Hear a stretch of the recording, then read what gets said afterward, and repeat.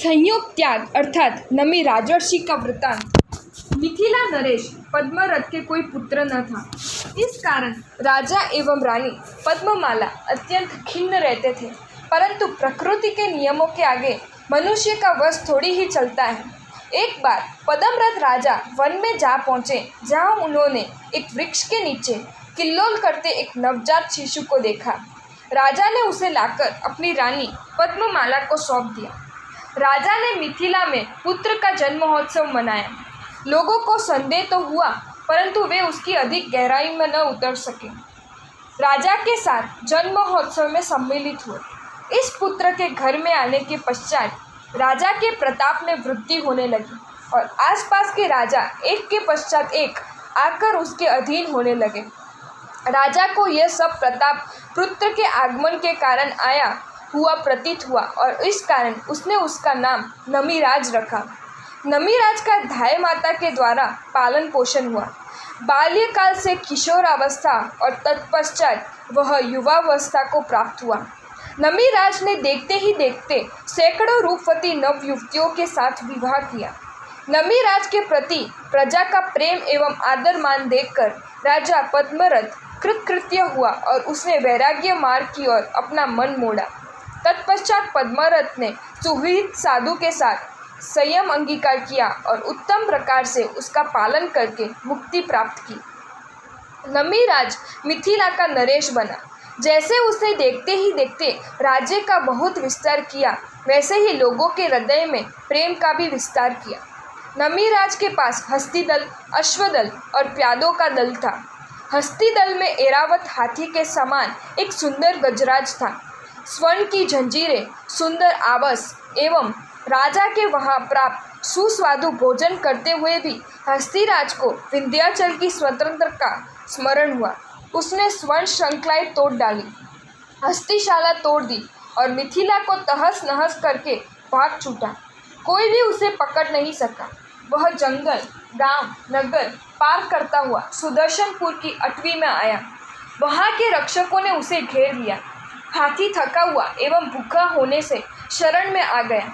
सुदर्शनपुर के राजा ने उसे हस्तीशाला में प्रविष्ट कर दिया। जब नमीराज को इस बात का पता लगा तो उसने अपने दूतों को सुदर्शनपुर भेजकर चंद्रयशा राजा से हाथी को लौटाने की मांग की। चंद्रयशा ने बात स्वीकार नहीं की। अतः इन दोनों राज्यों में युद्ध भड़क उठा। नमीराज ने विशाल सेना लेकर सुदर्शनपुर की ओर प्रयाण किया। चंद्रयशा भी अपनी सेना तैयार करके सामना करने के लिए तैयार हुआ, परंतु शुभ शुक्र नहीं होने के कारण अन्न पानी का संग्रह करके वह नगर में ही रहा। सुदर्शनपुर के बाहर आमने सामने युद्ध के मोर्चे लगाए गए।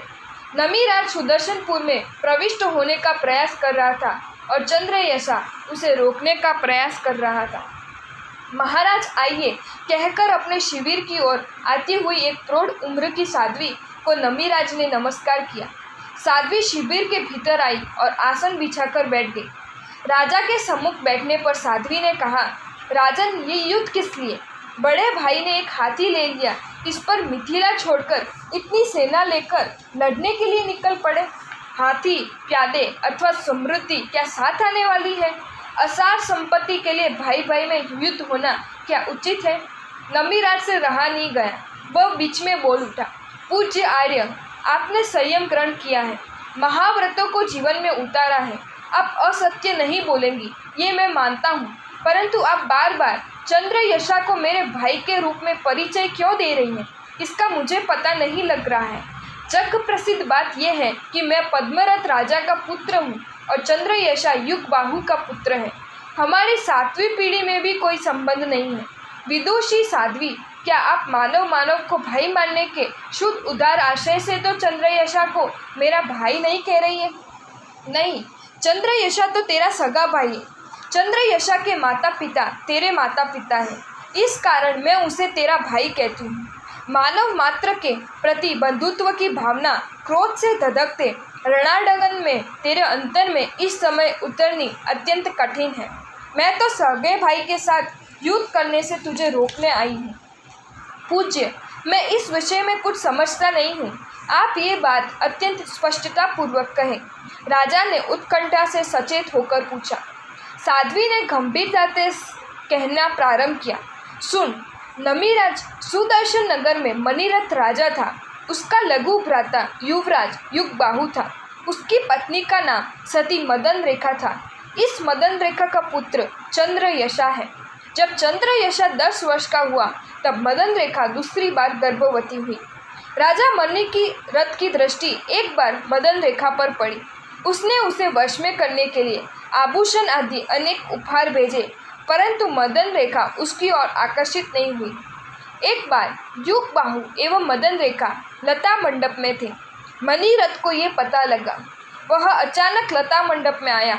युगबाहु ने विनय भाव से ज्येष्ठ भ्राता को प्रणाम किया, परंतु मणिरथ ने ये सुअवसर समझकर नतमस्तक युगबाहु पर तलवार चलाकर उसे धराशायी कर दिया। मदन रेखा रुदन करने लगी। रुदन सुनकर संतरी दौड़े आए, परंतु उससे पूर्व मणिरथ भाग चुका था। करेगा जैसा पाएगा और बोएगा जैसा काटेगा, इस कहावत के अनुसार विषयांत मणिरथ नगर में लौटा, परंतु उसी रात्रि में उसे विषैले सांप ने काट लिया, जिससे मरकर वह नरक में गया। प्रातः काल में मंत्रीगण ने युगबाहु के पुत्र चंद्रयशा को राज्य सिंहासन पर बिठा दिया। करुण क्रंदन करती गर्भवती मदन रेखा ने अपने पति युगबाहु को तड़पते हुए देखा। उस समय उनके नेत्र क्रोध से लाल थे। उनकी देह में क्रोध समाता नहीं था। बार बार खड़े होकर कहाँ गया मणिरथ कहकर वे दौड़ने का प्रयास करती थी।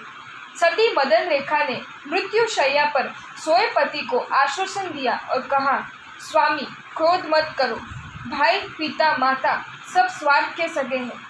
आप अपना आत्मकल्याण करो, सबसे क्षमा याचना करो, देव गुरु धर्म का शरण स्वीकार करो।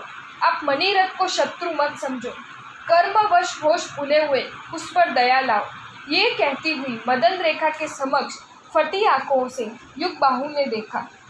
उसने उसकी गोद में सिर रखा और पल भर में देह का परित्याग कर दिया।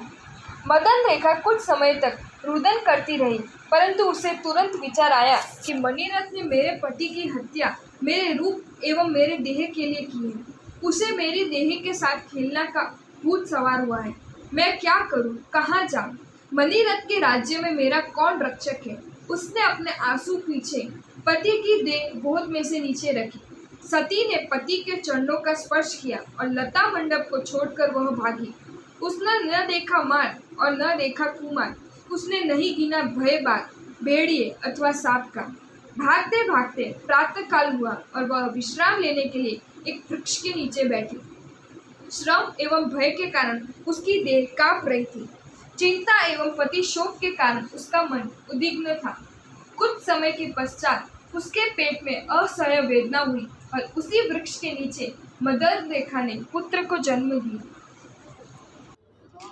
अगर आपको ये वीडियो अच्छा लगा हो तो इस वीडियो को लाइक करें और मेरी channel Jain facts and stories को सब्सक्राइब करें। धन्यवाद।